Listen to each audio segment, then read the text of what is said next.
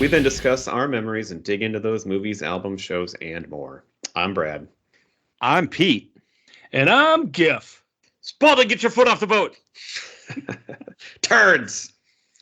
Rat farts. Okay, there's some quotes already. We just jumped right in. Let's just keep going, and that'll be the whole show. Oh. So, this is one of those movies that I can't believe we've done almost 3 years of this, and it took this long to get here. It's very patient of us. It's very good. Yeah. But we talk, Vacation, Three Amigos. This is right in that echelon of the number one choices we would ever want to talk about. So, and Giff, you picked it. Of course, any one of us could have picked it. What are we doing? We are doing Caddyshack tonight, baby. Yeah. Little movie that came out July 25th of 1980. Had a $6 million budget and raked in $60 million at the box office. It was that much, huh? That's what we're bringing in. Yeah. It wasn't, it was kind of a disappointment back then. A little bit. Critically, for sure. Yeah. But they've come around. Came around, yep. Gained some momentum on the back nine and finished strong. Oh, I see what you did there. I did, yeah. Mm-hmm. Yeah, so usually what we do when we kick these bad boys off, we talk about some memories about this particular show.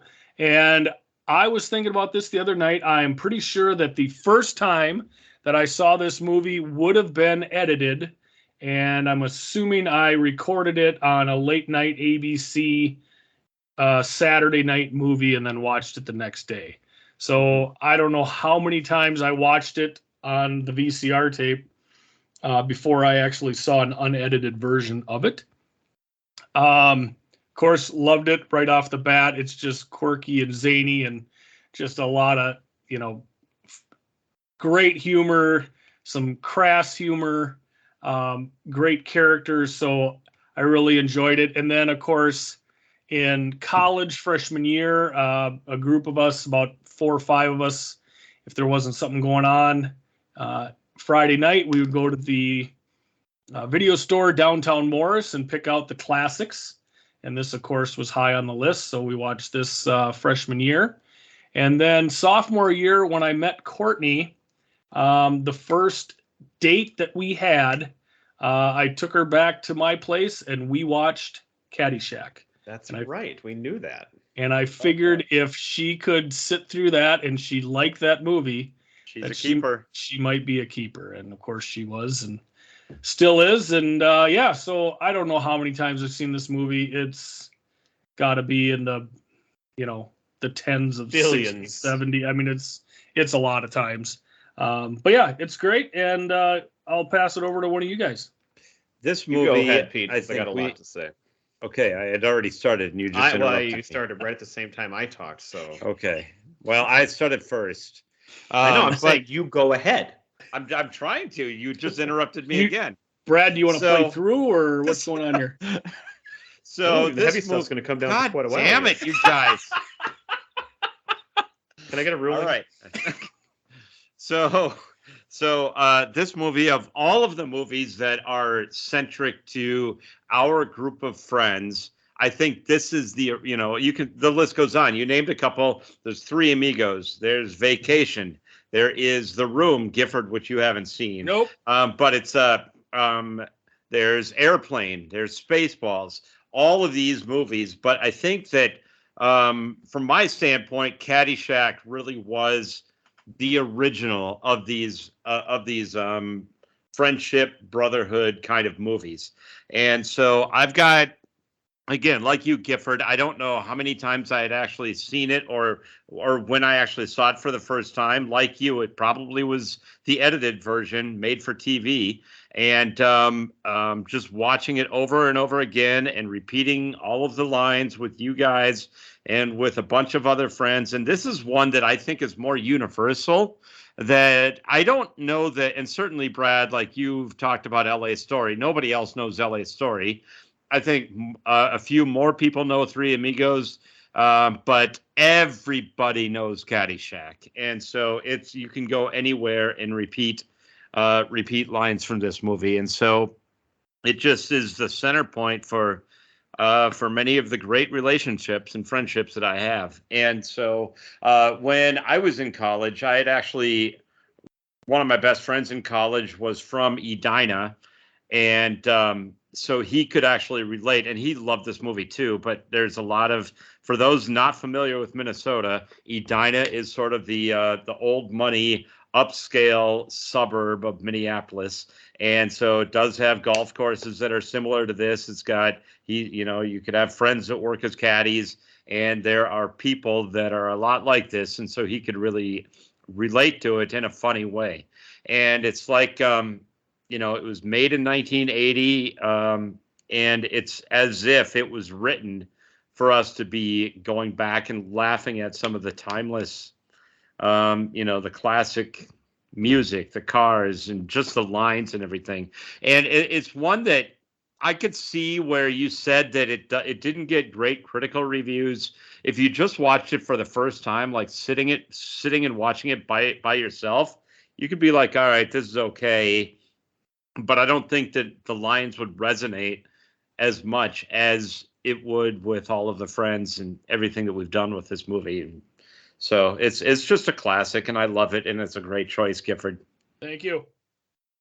Yeah, so in 1980 was the year that this came So out. how do you like it when people interrupt you? That's great. I like you, Benny. But part of the reason why, because I mean, I've read books on this movie. I've got it all in here, but like it was like dueling with Blues Brothers, because you had like these two factions that were kind of related to SNL and some of the people from there. And the Blues Brothers got a lot more credit at the time. And personally, I don't even like that much. Like, I'm sure somebody's rolling their eyes right now. But Caddyshack. But at the time, that was a much bigger hit and considered like the better movie and everything. Didn't you tell me, Brad, that you had actually never even seen the Blues Brothers?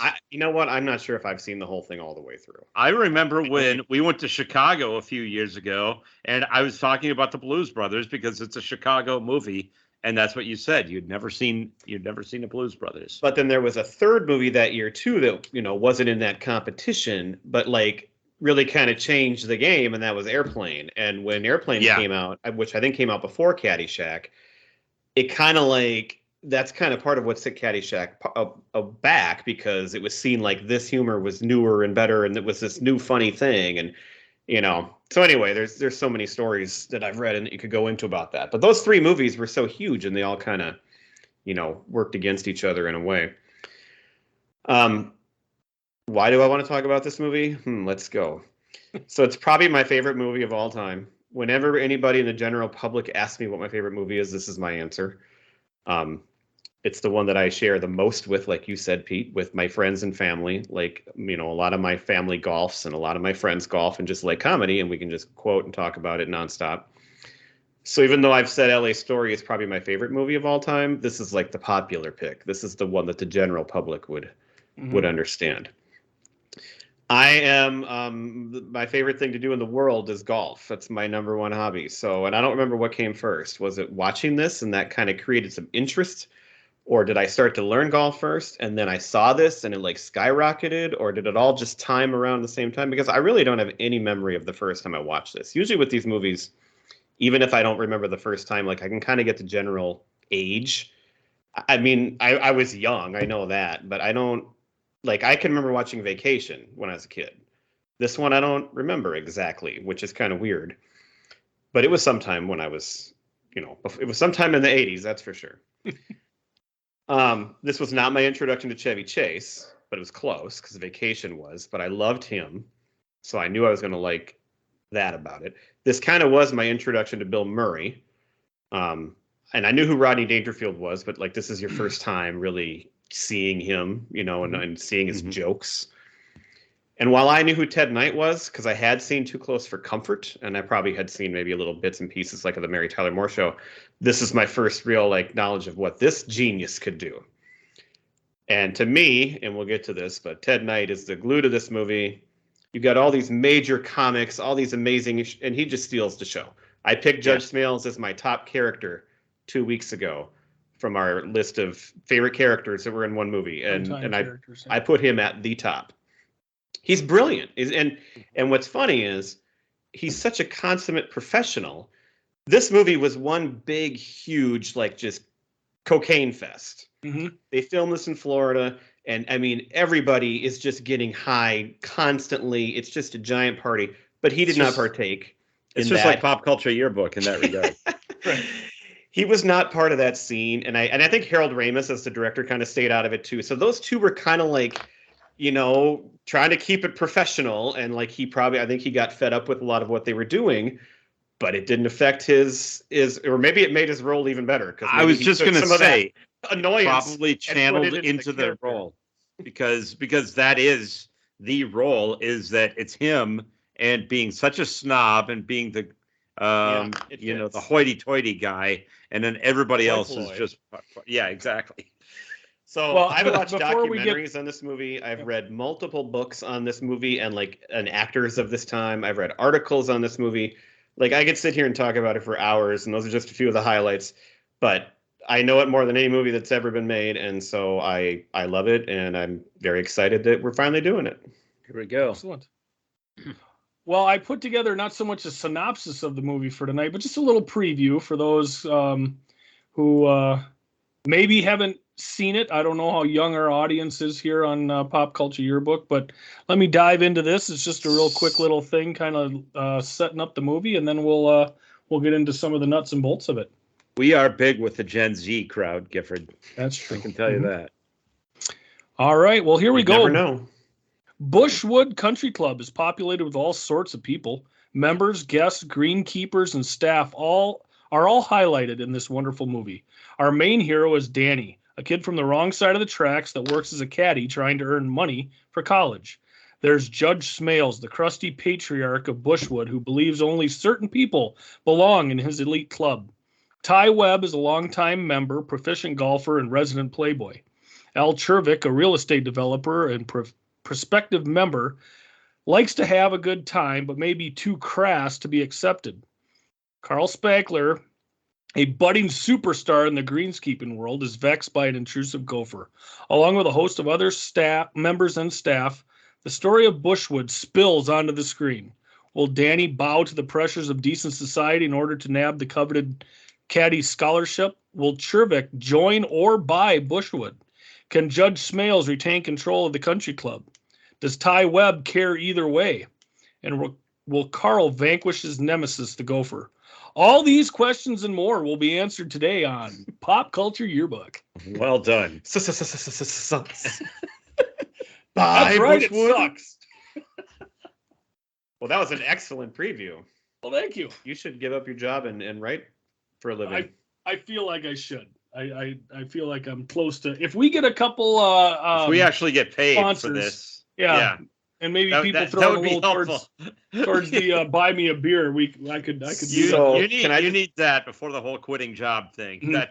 That would be nice. Can I throw out? You named a lot of the great characters and everything, but one thing you didn't mention is, and the movie starts off the bat with "I'm All Right" by Kenny Loggins, and you've got this great '80s. So this is like his first one, I think, right? Yep. As far as soundtrack. But this guy goes on to be. He is the soundtrack of the '80s. And I'm All Right is, I love that song. So me and Pete are Gopher football season ticket holders with our group. And at the end of the third quarter, they show the Dancing Gopher and they play a clip from that song, and it's still relevant, and it's great. So we're going to get into the cast of characters here. We're going to get into some fun facts. So I'm just going to start off. This movie was written by Harold Ramis, who also directed debut directorial job here with Caddyshack. Yes. Brian Doyle Murray and Doug Kinney also were writers on this show. So growing up, Brian, along with a couple of his brothers, including Bill and Harold Ramis, worked as caddies. And that's the thing. This was originally really focused on the caddies. Yep. So that's, Danny Noonan is the less known person, but that's the glue. And that's what they really were envisioning when they started. It was the caddy part. That's correct. And that's why, but they had these stars like Chevy You had and to. Dangerfield and Murray. And Murray was only supposed to be on site for like 6 days to shoot, and everything that he did was he was given direction for a scene, and then he ad-libbed the whole damn thing. And these characters were just so massive that when they went to edit the movie, it just all centered around Smails and Ty and Carl and Danny is Czervik. still a central force in the movie. Right. But those caddies that you had, yeah, the other caddies are diminished. Didn't have these big roles. And one of the one award that this movie was nominated for was a Stinker Award for the worst accent. And Maggie? it's never said in the movie that Maggie is an exchange student from Scotland. So that's never flushed out. So it just seems so strange that this girl just has this Scottish accent for no reason whatsoever. And she's not like that's her normal voice, right? Right. Because she's the girl from Animal House who looks completely different, and you hardly recognize her in this. And then with that weird accent, it's like, what's happening here? Well, and this was her last movie. She did 4 movies total. Yeah, she disappeared. And she did this movie, she did Caddyshack, and she has Animal House, and she has 2 other credits. The gentleman who plays Spalding, this was his only credit. This is Ted Knight's last movie that he ever did. It's Dangerfield. Hold on. What's that? Too Close for Comfort was after it. Yeah. Which was after this movie. Oh, I looked it up last night. No, but he said last movie. Yeah, last movie. Yeah. But I just want to point that out. It's not like he died right after this movie or something. No. He had a career after it in that show, which is underrated. Jim Day Bullock. It doesn't get talked about enough anymore. Speaking of died right after the movie, about a month after the movie was released, Doug Kenny passed away, fell off of a cliff. He was a tortured soul who just could never be satisfied, and it's really mysterious, his whole death and what happened, and if he killed himself. And I mean, it's very sad for all the people because he was like the genius at National Lampoon. Like he was the guy. He founded National Lampoon. Right, and he's the small. I mean, people don't know him as much now because he obviously died, and all these big names came from there. But I mean, he really was like the ignition for this whole thing. This movie, yeah, for sure. You had Don Rickles was considered for the role of Al Czervik. This was Dangerfield's, I believe, first foray into movies. Well, and I love that because he was so lost making a movie that he just. He didn't know what to do, and when people didn't laugh, he got so flustered and couldn't because he's telling jokes, but they can't laugh because they're actors in a movie, and like he's like, this is not working. I'm not funny. They don't like this, and he had to be like told how a movie works and what to do, and he was lost. Oh, when Ramis would yell action, he wouldn't do anything. It was explained to him, hey, when I yell action, that's when you come in to do your bit.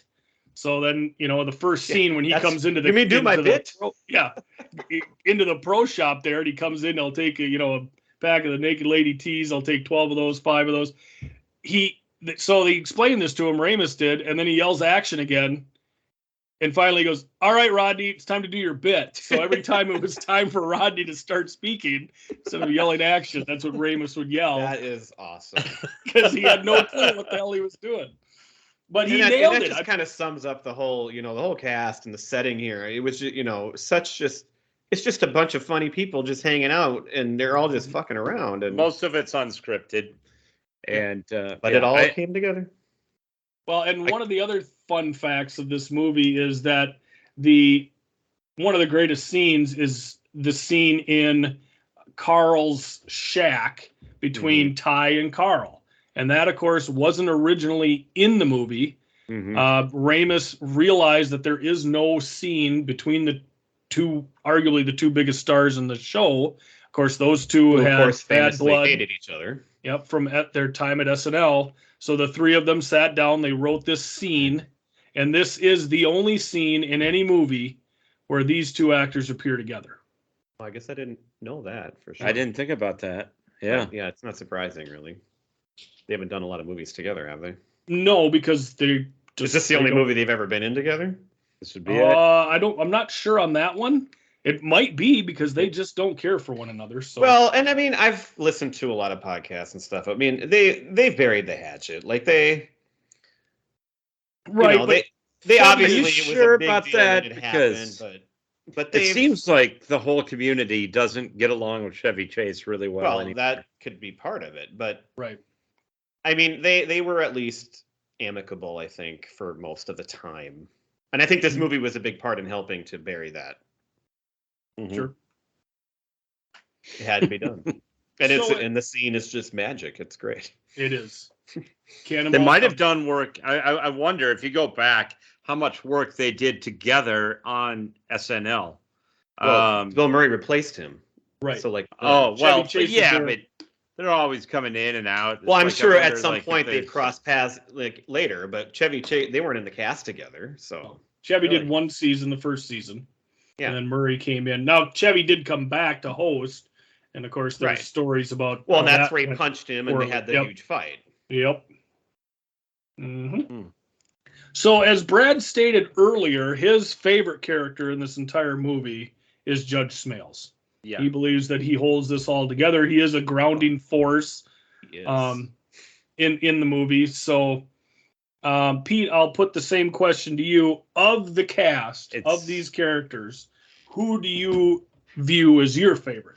It's the same. I can't. I had written down the exact same character, Judge Smails, because for all the reasons we've talked about, he sets the tone for the whole movie for what it's all about, because it's about these rich assholes that snobs versus the the slobs. snobs. Yeah, exactly. And he is the consummate snob.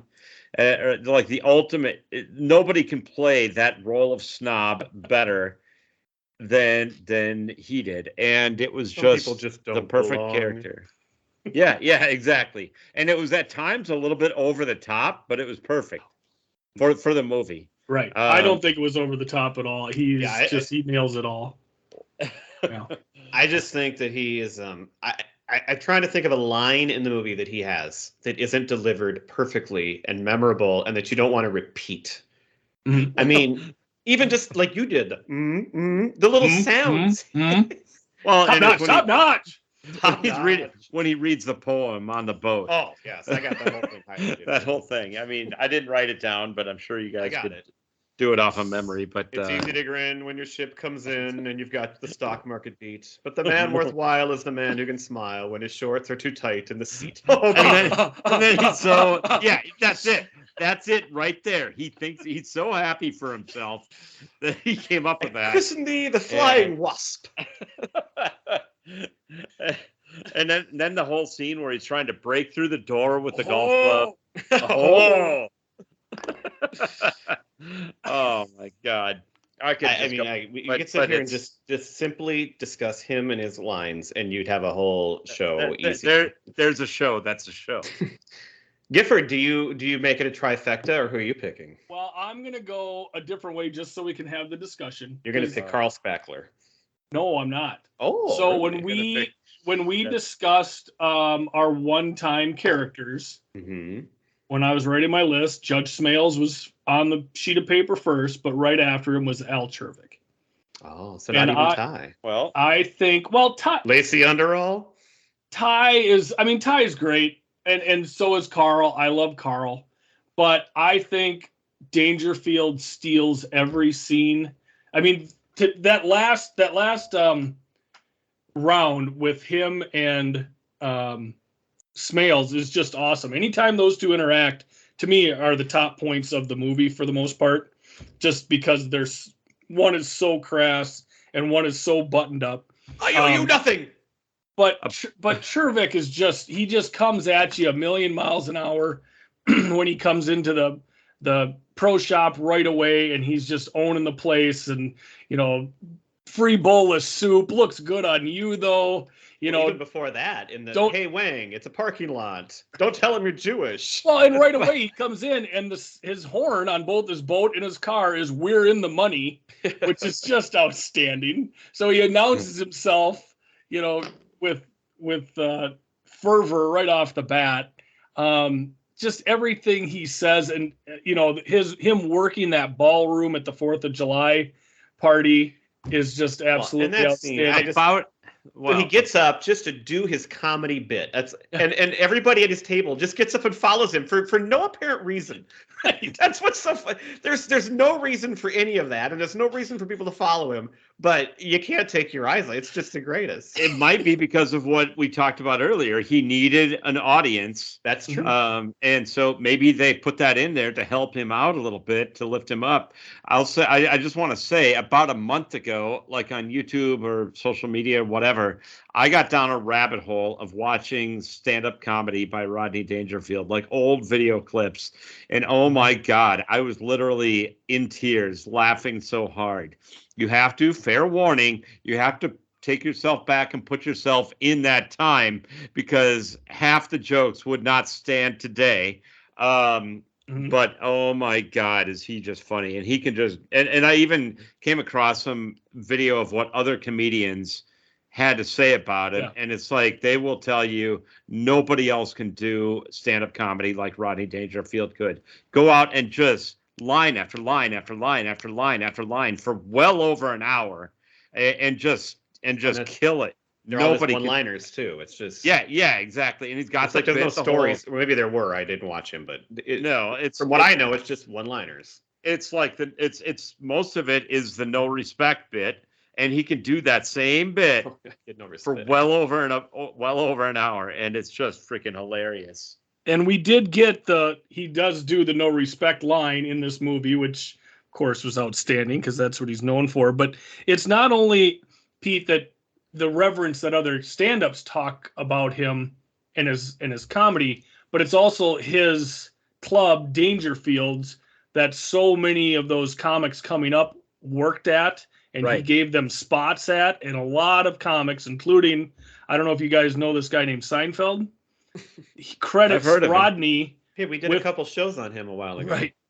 Credits Rodney with the beginning of his career, just having him at his spot and giving him sets so he can go up and work his craft. So it's the lines around the block of comics that credit Rodney with their careers because of his Dangerfield's place that they would go and do their acts. So yeah. Great man in the stand-up world, and I absolutely loved him in this movie. I mean, I think as a kid growing up, when I first saw this movie, the two characters I loved the most would have been Al and Carl, because they're just so zany Carl. And goofy. And of course, Carl's battling the gopher. So if you're 7 years old watching this movie, you love the gopher, and it's so cute and hilarious. Well, I'm glad you brought that up, because before we leave characters behind, we should talk about the gopher, because that was a very controversial inclusion. The gopher was not part of this movie. Mm-mm. And they realized, they had to shoot most of that stuff after it was all done. Yep. They made the movie, didn't quite work, didn't tie together. And they used the gopher to tie the movie together, which I'm sure a lot of critics would say unsuccessfully. But that's the thread that keeps it going all the way through, the gopher, we've talked about Flash Gordon and some other, some of the bad special effects of this time. That gopher is freaking great. He is so fun to look at, and he moves. He's awesome. What a great puppet. And I love the gopher. And it doesn't hurt that, we're the Minnesota Gophers, but no. Well, we talk about golfers, not golfers. We can talk about a few other characters here. We got Tony D'Annunzio. In a movie where it's about the caddies, he might be the best character. Well, and he was one of the guys who was so pissed about the way the movie was edited, because they cut so much of the caddy stuff out. You can see that he would have been a huge part of it. Huge, absolutely. Well, then you ain't getting no Coke. I ain't paying 50 cents for no Coke. Mr. Havenkamp. Over here, sir. Yeah, just swing away. Just the way the guy smokes a cigarette. Yeah. Right. And the clothes. He is the coolest customer. He's awesome. Right. We got Lacey Underall, played by Cindy Morgan. Classic. She is absolutely outstanding. I read a lot of stuff where she wasn't real happy about having to show the nudity. She's the object of desire, of course, for all the caddies and anybody running around this country club. But she's great because she really has like owned that, and like I've heard her. So you guys know Paige Sporonic, don't you? The golfer that Yep. She has a podcast, and she had Cindy Morgan on, and we had to listen to that. It was great. I mean, but she laughs it off, and she talks about she has all good memories, and even though she probably didn't get treated very well as the woman on the scene in that movie at that time, but she's like totally cool, and she's great to listen to. Well, and she was great in the role. Yeah, I mean, she's great. She's absolutely wonderful. I was reading this part about how the massage scene with her and Chevy, and he, of course, with the baby oil. That was a surprise to her. He just ad-libbed that. So and that's when you can kind of see her. It's kind of like when Steve Martin licked Bernadette Peters' face, and you can tell. Like she's genuinely surprised by that. So her line of "You're crazy" was authentic. That's what she was basically yelling at Chevy, and he comes back with, "That's what they said about the son of Sam." Son of Sam. That was ad-libbed right off. Your uncle molest collies. Yes. We've got the Bishop, who's great. Oh, Bishop Pickering. Yes. Oh, so you talk about one of the most underrated lines in the entire movie. Excellency Fiddlesticks. My name is Fred, and I'm just a man, same as you are. But what about God? There is no God. That guy after oh God, that's great. Of course, we can't forget about Lou, the head caddy. Yeah, Brian Doyle Murray, who again wrote the movie. He was absolutely great. No spitting. No bare feet. What's that sign say? Pick up that blood. Who else we got here? Oh, I always loved Porterhouse. Porterhouse. Look at the wax filled up on these shoes. Color boy. I just love that scene where Smails is just giving it to him, like yelling, "Oh, Porterhouse!" Oh God! And then what is he doing to those shoes? I mean, he's like destroying them. I don't know how you throw sparks off a leather, but Porterhouse is able to do it. That's great. Well, and the names: Lacey Underall, Porterhouse, Spaulding. The names are just part of the character, which makes them great. Well, and I always thought Lacey Underall sounded like a Bond girl. Yeah, it could. Yeah, that makes sense. They might be taking. But she also sounds like the name of this character too. She certainly does. Biggest whore on Fifth Avenue, I'm told. Oh, really? Oh, really? Yeah, that's what you tell your boyfriend if you're trying to keep him away from a girl. Oh my God. Any other of the cast you want to mention? We did mention Maggie and her absolutely awful accent.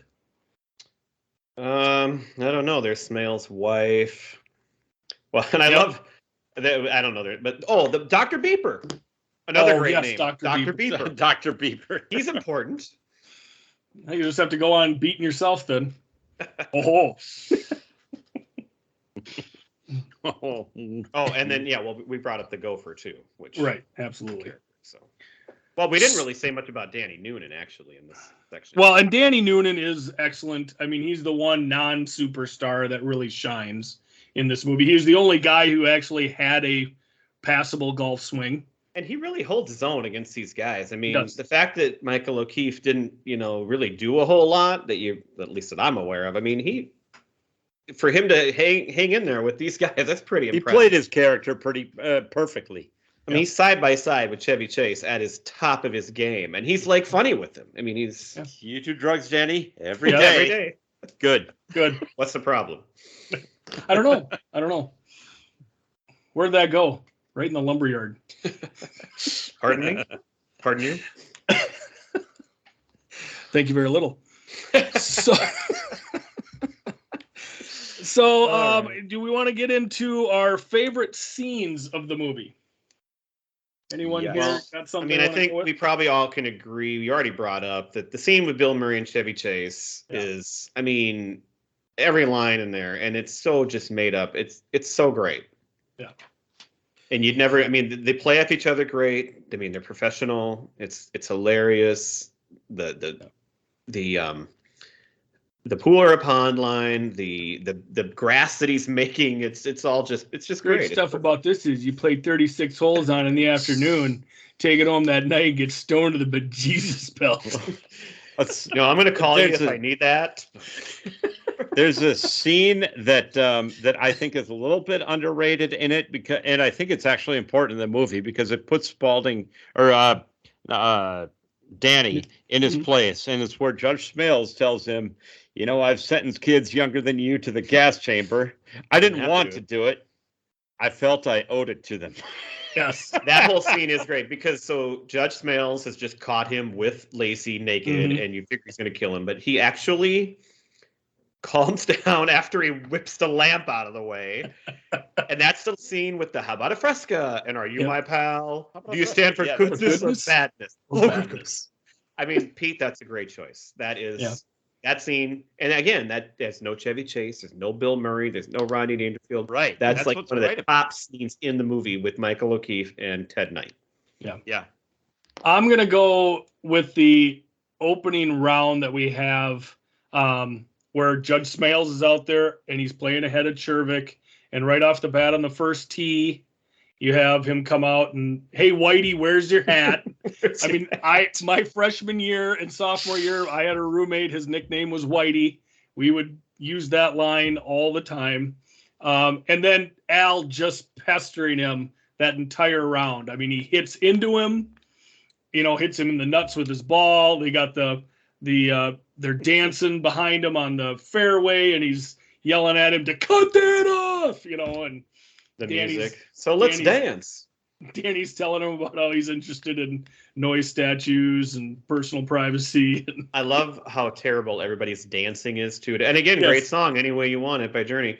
It reminds me of the Charlie Brown characters dancing. Yes. Everybody's got like this weird move. This movie and that scene is that I can connect it to Charlie Brown. I mean, it's got everything.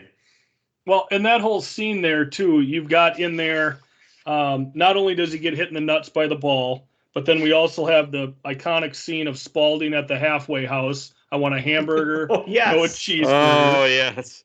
You get nothing like it. You've got at the end of it when he misses the putt and he throws his putter, and then here's explaining it away. It slipped. But that is important because Danny comes up with a ridiculous excuse, but helps him out, which endears him to Judge, who it's very, very hard to impress. So correct. Exactly. If you go back to the porterhouse scene too, it's part of that same scene in the locker room. There's those two guys playing Go Fish. Do you have any eights? And Judge Smails just walks by and goes, "Don't you have homes?" I just love that line too. He just hates everybody. That's an example of a scene where it's just so far-fetched and ridiculous. I'm not golfing it's today. Meant for us to laugh. Anyway. I'll give you asthma. Yeah, that's what I was going for. Well, and also in that scene, I love where Danny and Judge Smails are talking, and in the background, you've got Spaulding just hacking away at this ball. Yeah, turds. Double farts. It's just I know that feeling very well. Yeah. Yes, it is very Pete-like. It is very Pete-like. Yeah, that's right. I mean, there's so many great scenes, but that's a pretty good overview of them, right? Yeah, I would say so. I mean, I already read the poem, the yacht scene, the boat club. That's a fun scene too. There's a lot of good. I mean, I don't love the whole Rodney Dangerfield with the big boat. I mean, that's kind of over the top. And well, you can't forget one of the great lines from that scene, though. Which one? I almost got head from Amelia Earhart. Yeah, see, that's really kind of. It makes no sense. No, it's dumb. But it is That's what's funny about it. You're already scratch laughing. my anchor. That's the line right there. You scratch my anchor. Okay. What else you got, Gifford? Did we want to go over? I mean, I got a few more favorite lines that I'd like to go through. I mean, this was the number one overall pick of the most quotable movie of all time. We've hit a lot of good ones already, but the classic, the most famous line, we didn't even touch on this scene yet. Okay, I'm curious what you think is the most famous, because there's like a million. Cinderella story. Okay, out of nowhere. The whole that actually had that scene down as a great himself. scene too. The whole scene. Yeah. But I heard that scene was actually I would 30 say, minutes long. I would say is the most quoted line from the movie, Cinderella Story. I think so. You're so I got that going for me. Yeah, I was Which going to is say nice. that whole speech there about the Dalai Lama and I'll have total consciousness. I mean, that is just such a wonderful monologue that he has there. At the Cinderella campsite. Story is great, but I also love the other one where he's hitting the flower, or where he's washing balls. Oh, Yeah. you're lean and you're mean and you aren't too far in between, are you? Bark like a dog for me. Wait up, ladies! I got a salami I gotta hide. Salami, I gotta hide. One of the lines, here's a kind of a low-key line that I say all the time. Don't sell yourself short. You're a tremendous slouch. Mhm. Yep, that's a good one. That's outstanding. You're gonna eat your fat. Do you guys remember? Were you there at the Wild Onion that one time? It was before like the dance party at night. We were sitting at a table having dinner maybe or just drinking. But there was a window open to the street to Grand, and a guy walked by and looked in at somebody's table and said, "Are you gonna eat your fat?" I missed that one. That guy is a hero. That was I don't remember that, but that sounds amazing. Well, and this one kind of goes along with our buddy Norgard. It's in the scene with Lacey and Chevy when he says, "I feel like $100." I mean, this nape of the woods, this neck of the way. Oh, well, don't forget the one line that's probably the most quoted in our group. Hey, everybody, we're all going to get laid. I still contend best last line of any movie ever. I don't think that's anywhere near the most quoted line by our group. No. I don't know what he's talking about. I don't know. It's right up there. Well, and two of the lines I probably use the most today are I always do top notch. Top notch. How about a Fresca? And you want to make $14 the hard way. Hard way. Oh, here's another one I love. And again, it's more of a scene, but it's when he's first getting all the like plastic explosives together and great big gobs of greasy, grimy gopher guts. That's like the greatest alliteration of all time. Well, and the way I guess we're playing for keeps now. The kidding around is pretty much over. The way he's pulling that hose up to the hole through his legs, so it looks like he's got a big schlong. Licensed to kill gophers, registered by the government of the United Nations. It's just outstanding. Oh, thank you very little. That's a great line to repeat. That's a very good one. Yeah, that's good. Mm-hmm. I know I've used a lot with my kids. Did somebody step on a duck? Yes. Oh, yes. Actually, okay.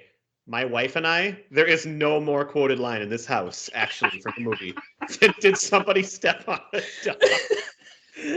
Well, and you talk about, your love of this movie is also tied to your love of golf. How many times on a golf course have you been standing over a putt and somebody's yelling, miss it? Just like I've been on a golf trip the last few years. Every golf trip, all you do is you quote this movie over and over again. Well, and remember that one round we played? My arm. Actually, that's like the number one on the golf course. Oh, my arm. Remember when we played that one day in just absolute downpour rain? How many times did we say, I don't think the heavy stuff's going to hit for quite a while. I'd keep playing. Me winning isn't. You do. Oh, you know how we play odds and evens? Yeah. And they say, and they go odd or even to Judge Smails. Odd. Like, it's just the most obvious. He's so offended. It's your honor, Your Honor. I guess you don't. Oh. I don't play golf for money against people. All right. Here's something. This isn't other golfers by height.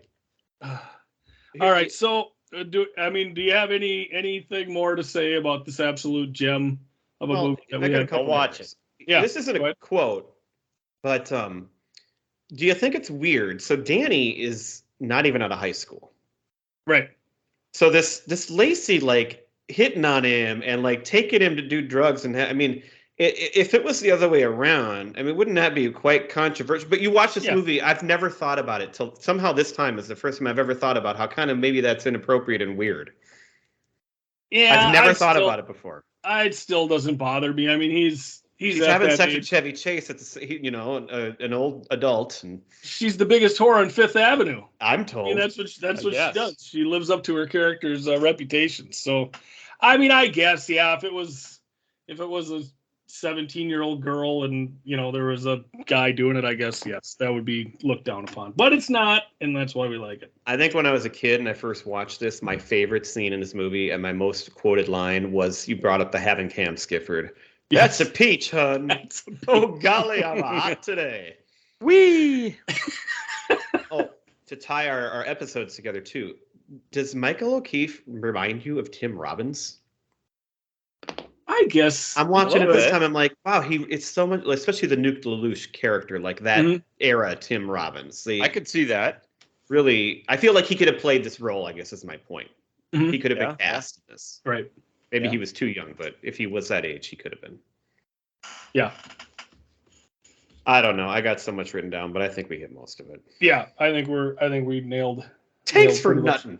Oh, we got to do. What about $50 as a Smails kid picks his nose? Yeah. I mean, I know I've said that at certain sporting events watching little kids run around. There's one more. We haven't hit on a major scene, and you had like favorite gags listed. Oh, and I'm like, what's a gag in this movie? But the gag is the Baby Ruth.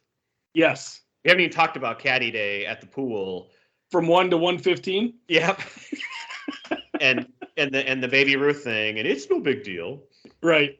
I mean, that's great too. I wonder if Baby Ruth took a hit in their sales when this movie came out. Well, they probably went up. Well, you're probably right. I don't know. I guess looking so much like Duty, maybe you could have gone the other way. For sure. But and just the visual of him in that all white like hazmat suit and the pool completely drained and white, and just this black. Supposed to be. I mean, the visual of that is just fantastic. And again, Bill Murray, just who could play it better? Well, and again, when we talk about quoted lines, I mean, how many times do we send the meme back and forth between the three of us of, well, we're waiting. Okay, that's the quote that. That's the most we didn't say yet. Yep. Thank you. Well, and the last thing I had is I just love at the end of the movie, big match. Noonan puts the ball and it comes up just on the edge, and then they flash to Carl, and right before he hits the plunger, he yells, 4. I do love, though, that last scene where he's got that putt, and there's the pan. I like the direction there, how they pan the entire crowd. And they're all like rooting, except for Judge. They're all rooting for Danny, even D'Annunzio. You can do it. I think I really love that scene, and how at the end there, it's really nice. And it shows everybody too. I love how it like brings everybody in at once. Well, and that D'Annunzio saying you can do it is almost like Johnny Lawrence at the end of the first Karate Kid movie. That's right. Once he made the putt, they should have just gone to credit. Right, boom, done. See ya. Oh, and so for fun facts, the whole blowing up of the golf course, they had to do that like under cover of night and without telling. I mean, they pulled that off and got in a lot of trouble for doing that, because they couldn't really fake that. Right. So that's another. There were great planes story flying overhead that were reporting it as a plane crash. Yes. The golf course. Because they were right by an airport. Right. Yeah. So that was and the other thing I love about this is the golf course is in such bad condition. It looks so shitty. Greens are just awful. Are they in the middle of fairways putting? I mean, it's just so bad. Those guys just tore up that course, fucking around on golf carts during the production. I mean, and Rodney Dangerfield and Chevy drive their car through it to come in for the final round. That's another great. Okay, that's a gag. Yeah. And he tells him to move that steering wheel over here where it belongs. All right. So, obviously, great movie. Great pick by me. I mean, let's be honest. Yes. Well, I mean, we were going to do it no matter what, but you do get the credit for actually picking it. Thank you, sir. And you allowed me and Pete then to pick a couple other things. A couple other things, yes. So, to wrap up tonight, we are going to do our top 5 Bill Murray credits, whether that be movies or TV, radio, music, whatever. So, I, of course, get the number 1 pick with this being my subject tonight. So, we've got me first, and then Brad, and then Pete will bring up the rear here. So, I, of course, I'm going to take the topic of the evening. And I'm going with Caddyshack. That's a great pick. Thank you, sir. Never saw it coming.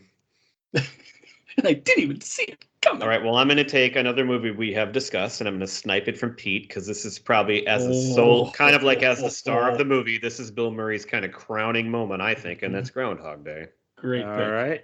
It was just a couple months ago we talked about that. So if you're listening to us for the first time, go back and listen to it, please. Peter, are you going to make it a trifecta on things that we've talked about on this show? I am on a Halloween episode with Ghostbusters. Excellent. All right, I am going to go with Kingpin. Oh, crap. That's what I would have just picked. I didn't know if you'd have it that high. Yeah, and again, so he's not the only star in that movie, but that is a virtuoso performance. Yes. And I bet we're all picturing him with the hair up at the end. Yes. And the rose bowling ball. Oh, my God.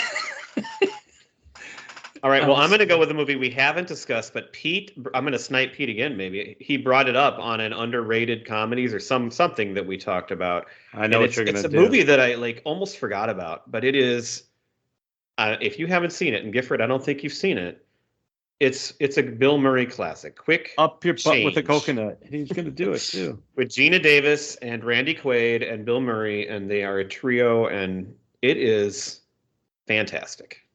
I have not seen it. And actually, it came out, I believe, in 1992, which is our topic for next month. Mm-hmm. Next, I'm going to pick what I remember to be the first rated R movie that I've ever seen, and it's Stripes. Nice. Great film. That's a fact, Jack. All right, man. Now you're kind of... Well, those are all those top 6, well, top 5. Oh, I think I'm going to go with What About Bob? Okay, that makes my pick easy then, because would have been between that Bob! and another one.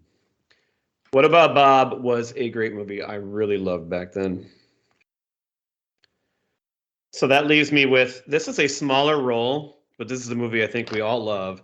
And it's a good and fun movie and kind of crazy, but he brings it to another level, because you don't even know that he's really, you kind of like don't expect him to be in there if you don't know it, but that's Wild Things. Yes, he was outstanding in Wild Things. I mean, he takes what's a fun kind of quirky movie and quirks it up to just a new level, because as only Bill Murray can do.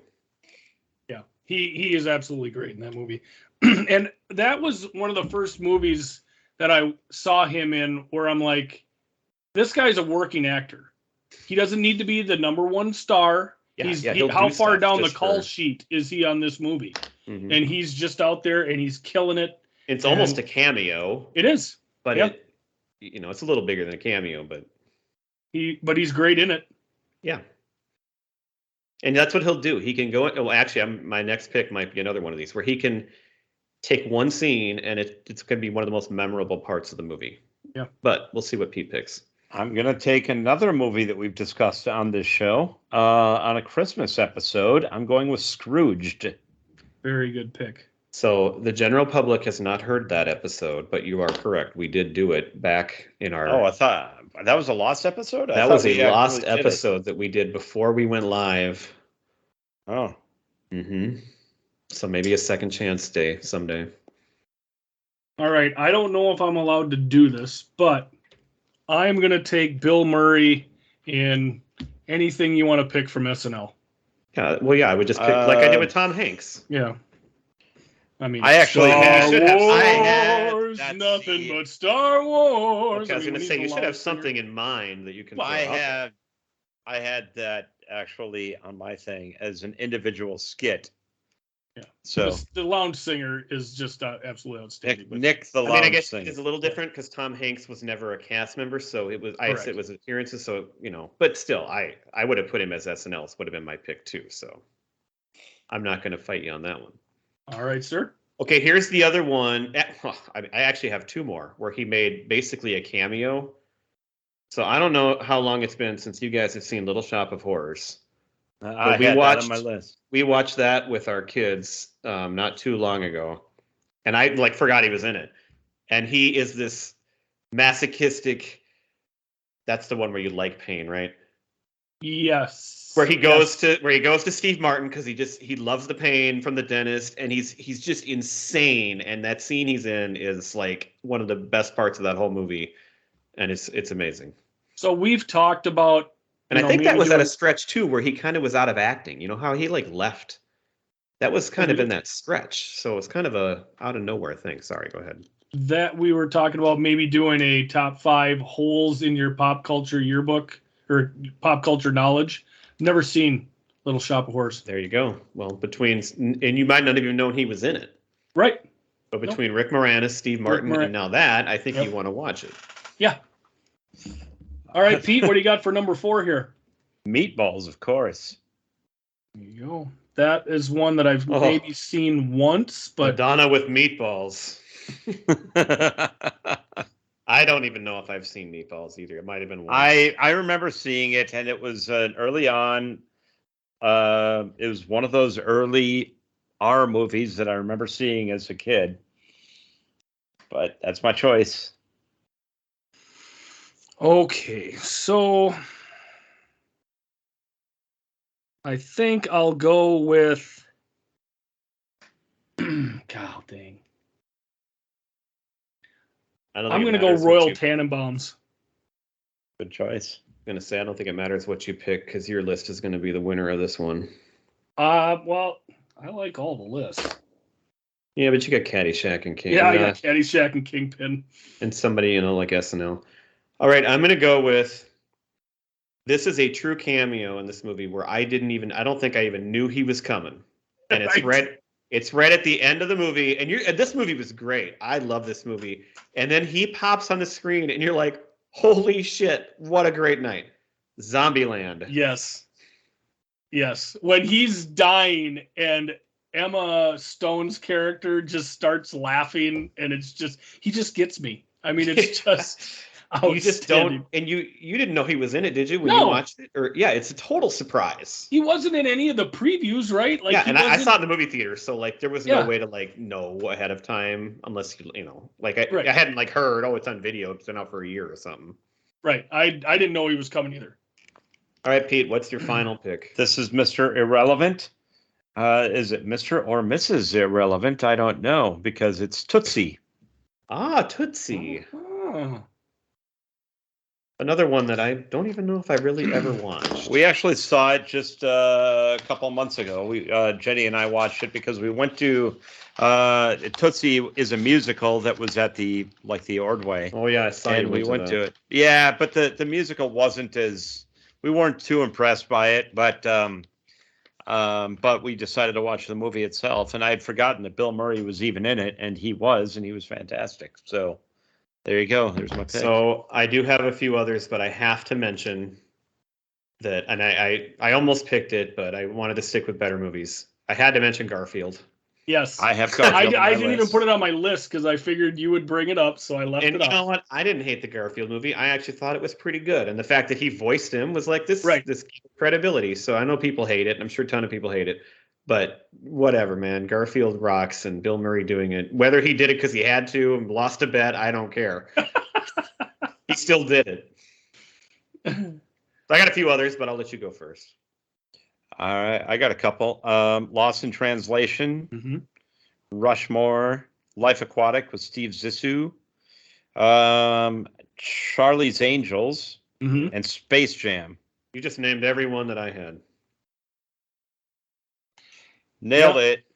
And again, Charlie's Angels is a movie where it maybe isn't a great movie, but again, his presence elevates it.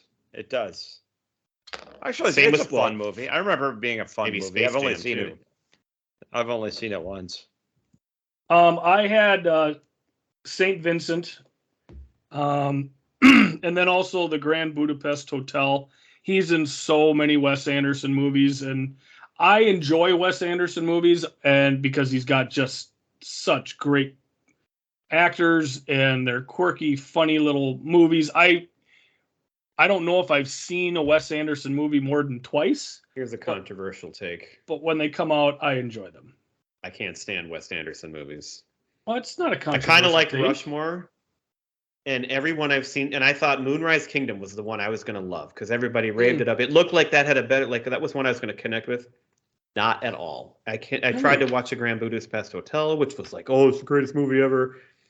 I do not get them. And I'm like, I get movies. I don't get those movies. I don't think they're the greatest movies ever. Oh, some people And like I do. say, I don't watch them more than once or twice, but Yeah. because I don't come back to them, but they're interesting little takes and they're fun. And I love just the whole look of them. They're fun, Well, and like I said, they got okay, great the look of them characters. is another. Like, yeah, they're kind of interesting once, but they're all like all the previews. They're all like the same thing. Sure. Like they all look like the same movie. And I know Okay. they're not, and I'm not saying they are. All right. That's But fair. they have the same views and characters and actors, and like it's just whatever. I'll stop. We got controversy tonight. We're not doing Wes With Anderson that, in this one. we ended on controversy. Hey, Gifford, do you know who is not a tremendous slouch? Any of the members of Preacher Row. That's right. That's right. Here we got him. Excellent. That's okay. Well, we're waiting.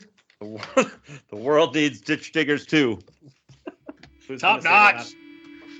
that? Somebody's got to say it. Somebody step on a nut. Hey, everybody! We're all gonna get laid. Yeah. Bye. All right. Bye.